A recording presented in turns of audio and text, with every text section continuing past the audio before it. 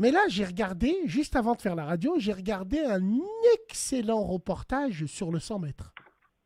L'épreuve reine en athlétisme.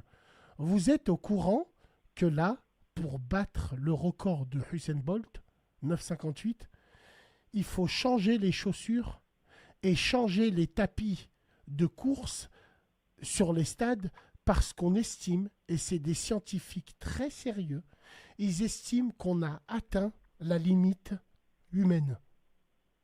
Usain Bolt, il a atteint la limite humaine. Parce qu'ils expliquaient durant tout le reportage, tous les recordman de 100 mètres, Usain Bolt, c'était le seul coureur qui avait des jambes plus longues que son buste.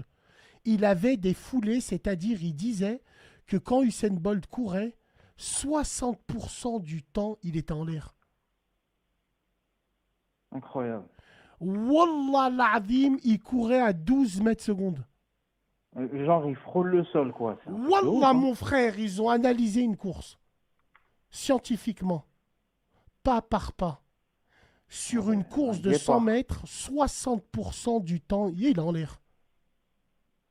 Incroyable.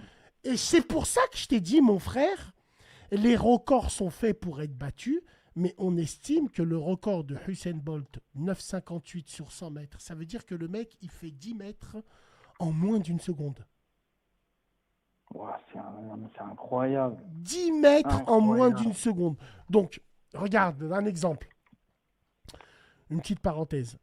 Vous avez remarqué que, on va dire que la révolution aux Jeux Olympiques et dans le sport a été après la Seconde Guerre mondiale. Parce que après la Seconde Guerre mondiale, tous les records, ils ont explosé.